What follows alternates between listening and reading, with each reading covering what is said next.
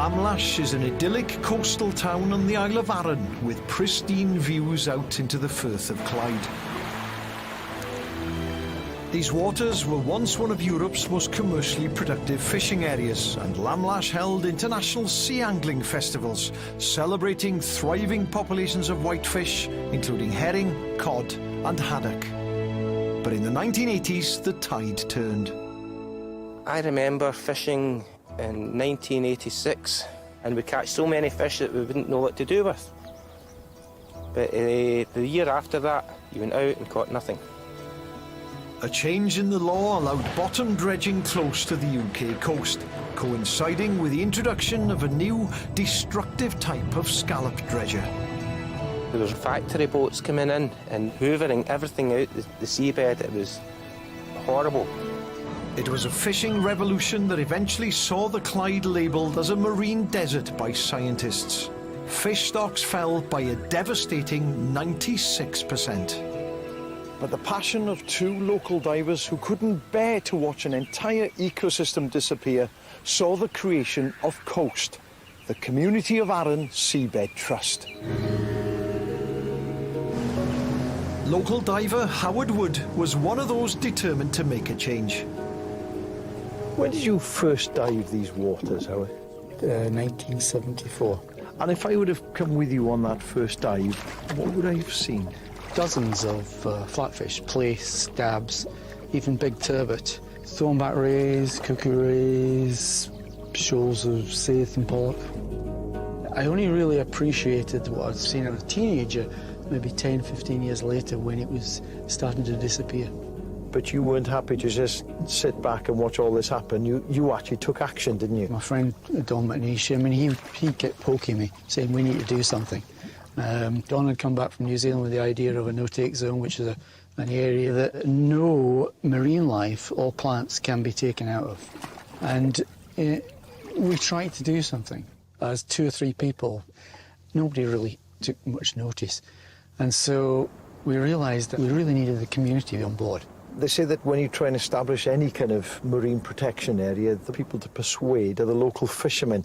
How did they react? And we knew them, and we knew them very well, and some of them were our friends. So it wasn't that difficult to actually convince the local fishermen. But even with the local fishermen on board, it took a further 13 years of lobbying, letters and phone calls to persuade those in power. In 2008, the first ever no-take zone in Scottish waters was established around Lamlash Bay.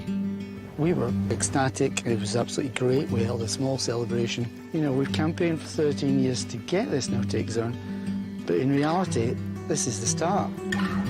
It's like a living laboratory. What happens when you leave the sea to just naturally change, do what it wants to do? Now, it's been 10 years since the no-take zone was granted, so I suppose the big question is, has it worked? Dr. Bryce Stewart from the University of York has been carrying out research and surveys in this protected area for the past 10 years, documenting its recovery. Are you seeing a lot more marine life in the no-take zones now compared to the areas immediately around them? We're seeing much higher biodiversity overall in the no-take zone. It's about 50% higher. And also for some particular species, like lobsters, there's more than double the number in the no-take zone, and scallops as well. And both the scallops and lobsters are much bigger as well, which is really important. So this must have a knock-on effect for the fishermen. Yeah, that's what we think is going on, particularly for those key species, lobsters and scallops. Because they're much bigger, the females are producing lots of eggs, and those eggs are hatching, the larvae are spreading out in the currents and reseeding the fishing grounds. So by protecting just these small areas, you can actually have a big benefit. And for Howard, the benefit includes seeing more on his dives once again. It's absolutely fantastic to go down for a dive, and what we're going to see this year, what's going to have changed this year. It's only 2.67 square kilometres, but it has numerous different types of habitats. So it's great seeing things sprout up. This spring we've seen a real good range of different types of nudibranchs, which divers get very excited about because of all the colour.